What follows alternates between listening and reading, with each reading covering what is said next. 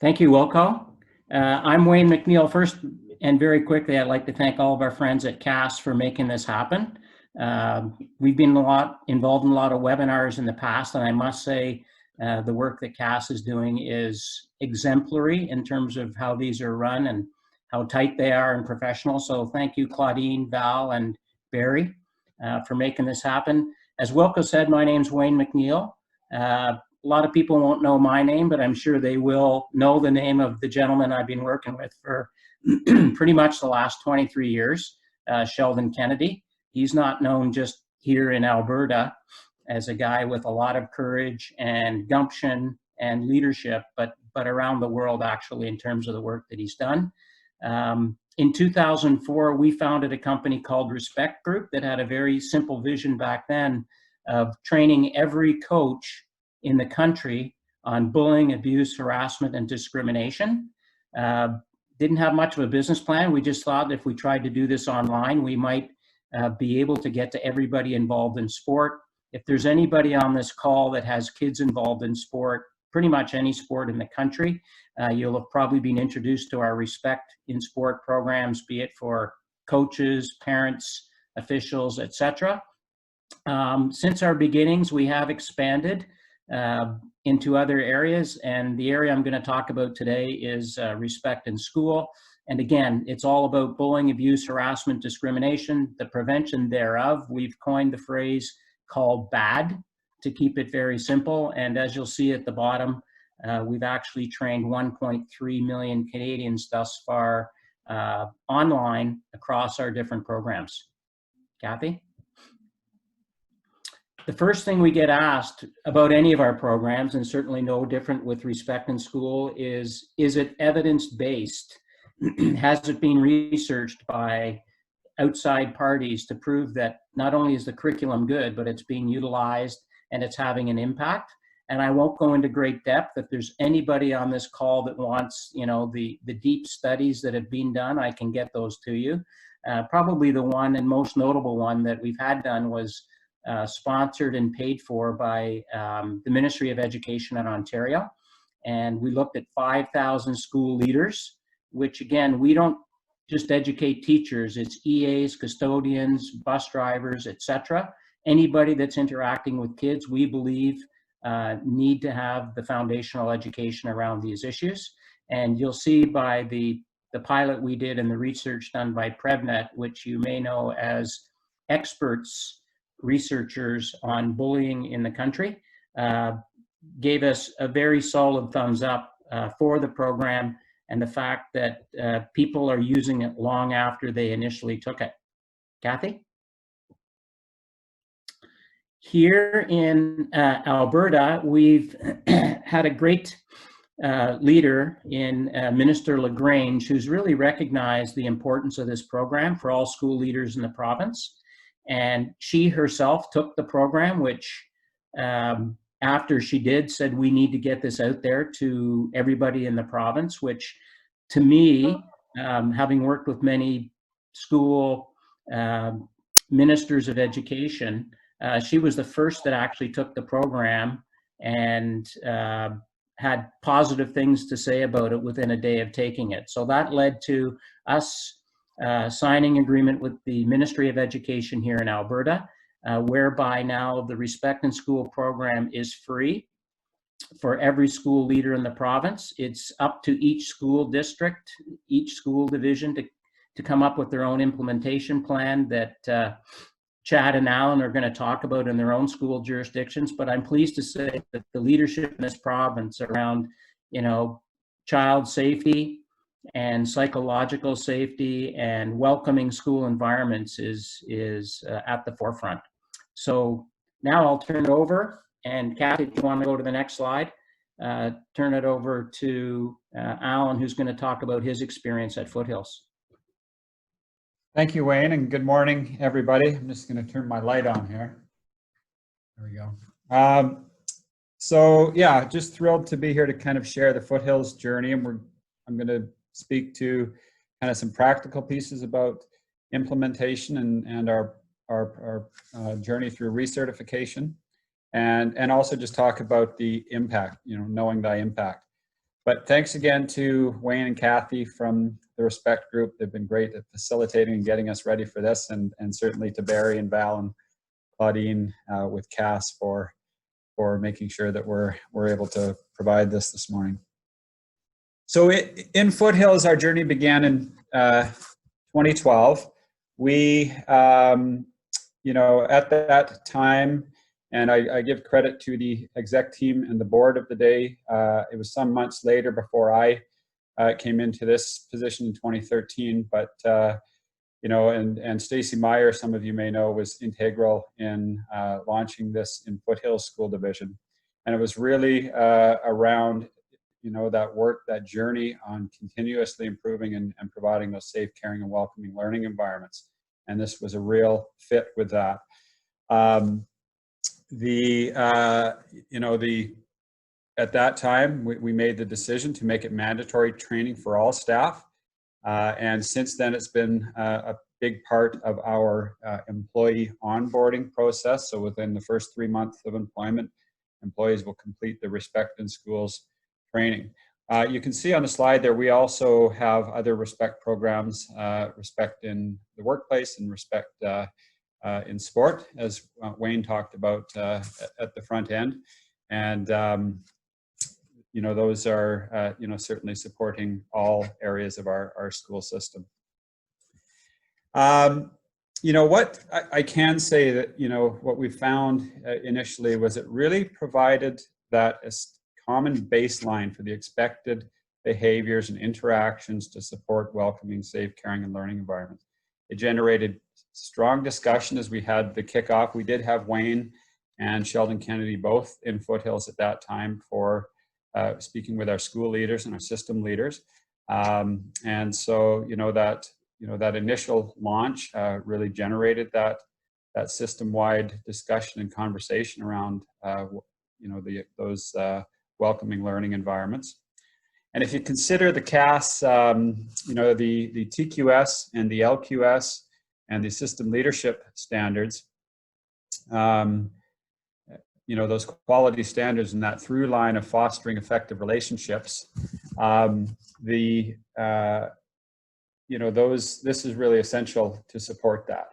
And, you know, so those are in all of those new education quality standards. And you know, I would say that this is really a foundational support for that. You can see here then with new legislation in 2018, we, again, that kind of bar for the legislative responsibility for us to ensure that we have environments that respect diversity and foster a sense of belonging, along with ensuring welcoming, safe, caring, and learning environments. It's, you know, we began to have that conversation with Respect Group around recertification. So we'd had that initial launch in 2012, so many people were kind of 5-6 years into it. We'd onboarded a number of employees through that first period. And then with that new legislation and, you know, Respect Group is excellent at keeping their programs relevant and current. So the new modules that were coming on at that time, again, continued to emphasize what the desired and expected interactions looked like in a system, but also included, you know, gender identity, gender expression, awareness for LGBTQ youth, and positive social media interactions as part of that training. You know, as we know, that's, you know, been very much a part of what we have to consider as school and system leaders. Kathy, we'll move to the next slide. So again, part of the implementation process is we have also tied our Respect program to our public school works. So if you're doing, you know, anything from WMIS training to ladder training, I don't know if anybody else does that. That's everybody's favorite here. But you know, so we make this the place where employees can go to do their training. And we've also worked with the Respect Group to set up notifications then as recertification happens. So we've set a 5-year recertification timeline, and employees are informed within 2 months of their current certification lapsing that would be coming up and to begin their process for recertification. Kathy? So one of the questions lots of people have is the time. And again, in 2018, when we had that new legislation coming into the School Act and subsequently the Education Act around that increasing, that increased and enhanced legislative bar for us to ensure that environments are full of, free of harassment and bullying, also came a collective agreement that indicated, put an emphasis on assigned time and instructional time. And as an employer, we considered more carefully what, employer-directed time looked like for employees. So, we've been very mindful of making sure that there's time for employees to do this. Program typically takes 90 minutes to complete. Teachers, you can see they work with their school administrator. It's included in their assignable time calculators in any given year when they're required to recertify.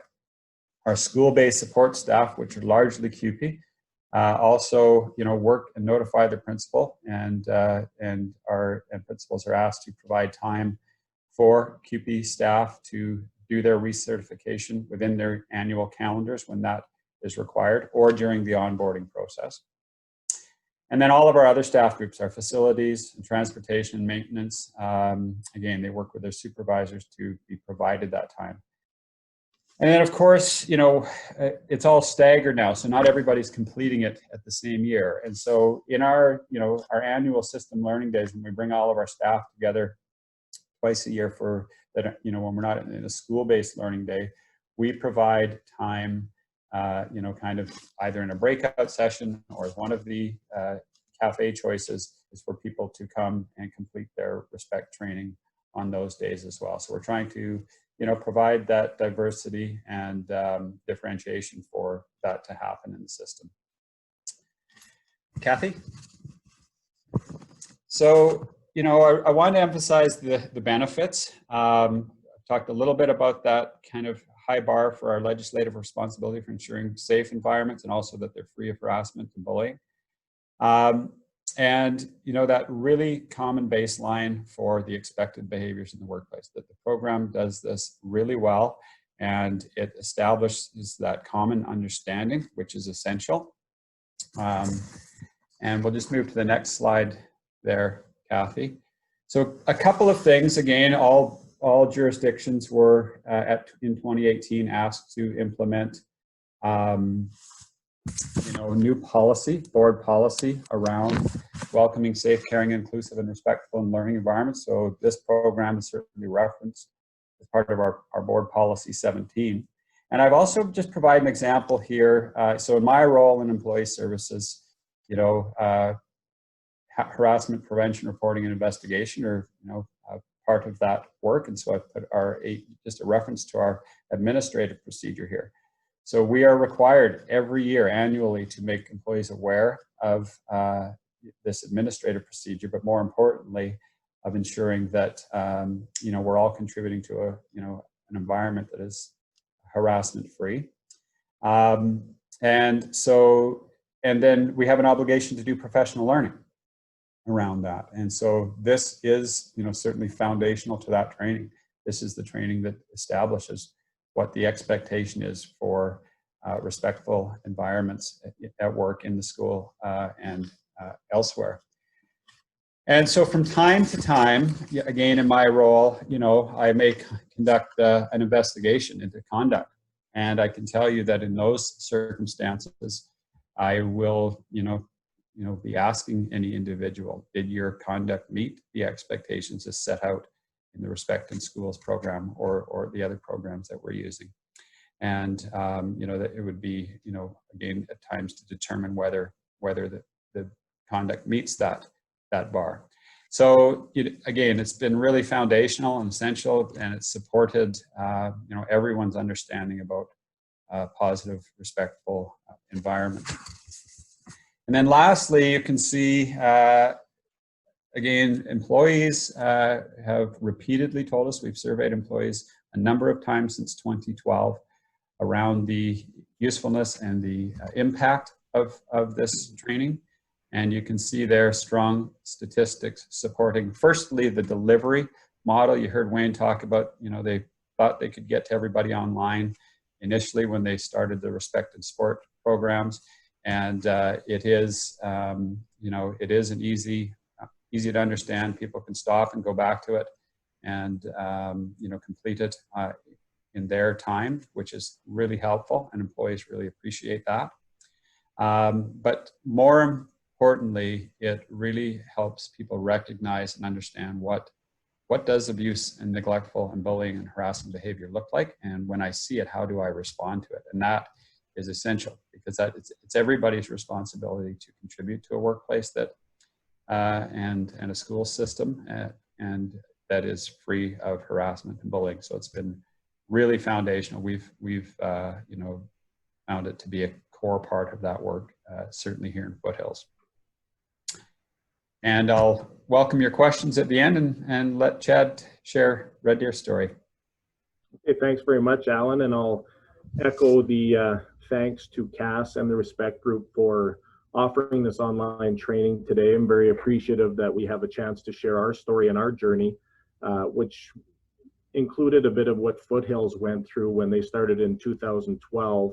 The connection Alan made to Stacy Meyer. Stacy Meyer had a connection with Red Deer Public as well, working as a vice principal in our district many years ago, so still maintained many friendships and was a big part of our understanding around the Respect in School training at that time when we implemented it. Getting into our why, I won't spend too much time on this. It's around the legislative responsibilities. Alan spoke to this a little bit in his conversation. Many references to providing that welcoming, caring, respectful, and safe learning environments is made in the Education Act, in the preamble, Section 33. So I think we're all familiar with our legislative responsibilities around that in the school district. In terms of a vision for Red Deer Public, we've included the respect, inclusion, caring, and excellence right within our vision statement as part of our why, is why we went into the Respect in School training. Kathy, please advance.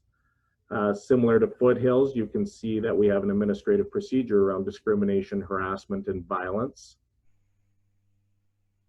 Kathy? I want to spend the bulk of our time on implementation and certification in Red Deer Public.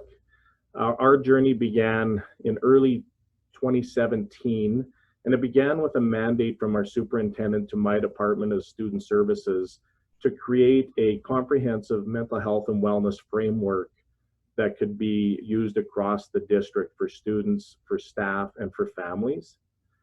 And over the course of a year, we built a plan that included strategies to support those three stakeholder groups, students, staff, and families, in areas of awareness and prevention, early intervention, treatment, and follow-up. So in this comprehensive plan, we had a strand for each of those four areas and how we were going to do and offer strategies and implement that with those different stakeholder groups. Throughout the year that we were building this plan, we reviewed tons of research as we developed the plan, and it became very clear that our focus in the awareness and prevention stage needed to be a whole district approach. There needed to be a shared understanding, shared vocabulary, and a common understanding of any of the areas around awareness and prevention with mental health and wellness, physical health and wellness, staff wellness, parent education. It all had to be district-wide. It couldn't be standalone school to school or each individual accessing their own professional development. Given feedback that we received from surveys as we built our plan, we were able to identify major themes that we needed to address and identified potential training opportunities that could support the education and training of our staff. It was at that time that Respect in School quickly bubbled to the top in terms of a program, an evidence-based program that was going to meet our needs in the area of bullying, harassment, discrimination. And we were very excited to be able to include that as part of our plan. Please advance, Kathy. So in February of 2018, we were at a point where we were ready to share our comprehensive plan with staff across the district. And we had a district learning day. And it was at that district learning day that we're very fortunate to have Wayne and Sheldon there to provide a keynote for all of our staff across the district. And following the keynote, we were able to share our plan and our training plan for staff. And there was a great excitement and an understanding and awareness of what we were trying to do as a district at that time. And then following the keynote, we were able to, in May of 2018, we provided all staff with a link to access the online training. We let them know that we had designated 1/2 day at our staff learning day in November to complete the training if they hadn't done it by that point. If staff chose to complete the training in advance, which close to 90% of staff did, they would then have that afternoon on their own with no additional staff meetings, team meetings, etc., that they can conduct work in their classrooms. From that point on, and we're only 2 years into that training, we've continued to have that half-day embedded day prior to our fall break, which is in November. And that's a regular staff learning day for all of our staff in Red Deer Public. That half day we've allocated, and we've worked with our principals to say that half day moving forward is going to be a training day where staff can complete hour zero training. Any other online training that we have available to them as part of our Value Mental Health and Wellness Plan, whether it's Go-To-Educator, recertification for respect in school, any of those different opportunities that we have. Kathy? In terms of onboarding new staff that weren't involved in our initial training in 2018, we've set up a process where student services, our admin assistant in student services, takes the lead on onboarding any new staff to the district. And I'm not going to walk through each of the steps on this onboarding of new staff, but you can see that it's very comprehensive, and we have a 90-day training period where we've asked new staff to get trained, work with their principal to ensure that they have time built in, their assignable time to complete that training. And we will have an ongoing process every 5 years, similar to Foothills, where staff can be trained and recertified throughout that period of time. Similar to Foothills, you can see that we've trained over 1,000 staff in our district, and the survey responses are coming back very strong. As you can see, the program that the Respect Group has built is simple and easy to understand. You can see from 100% of the survey respondents agreed that it was simple and easy. Well over the 90% mark in every area in terms of our staff's ability to deal with bullying, to deal with harassment, to deal with abuse.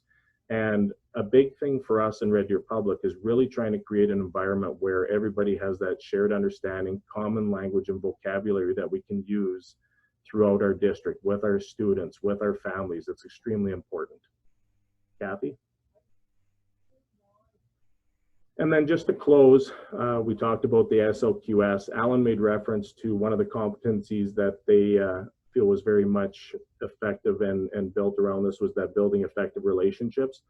But of course, when we're talking about leading learning, taking a leadership role with your district in the Respect in School program really is an indicator towards that competency of leading learning. It's about ensuring that we're providing learning opportunities based on research informed principles of effective teaching, learning, and leadership.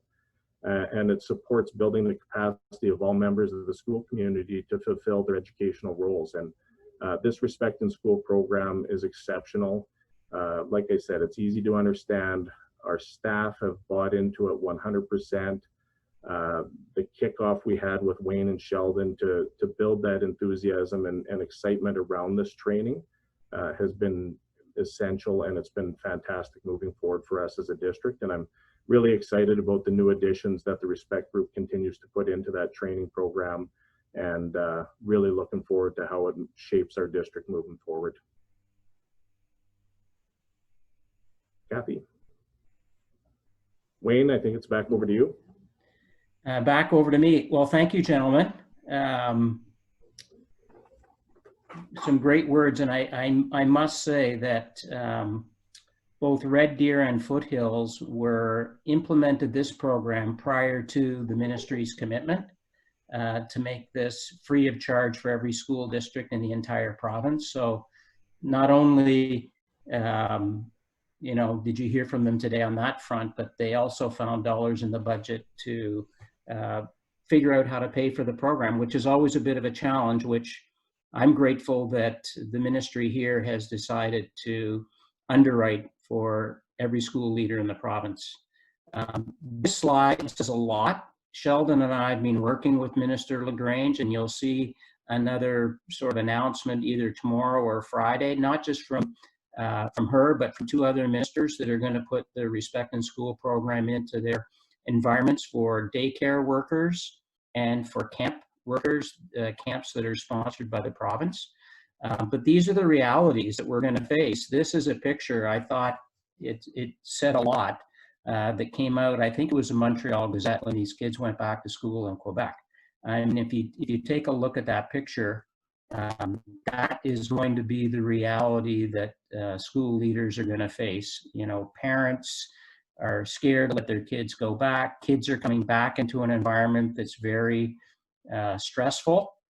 I don't doubt school leaders are coming back into an environment that is very stressful.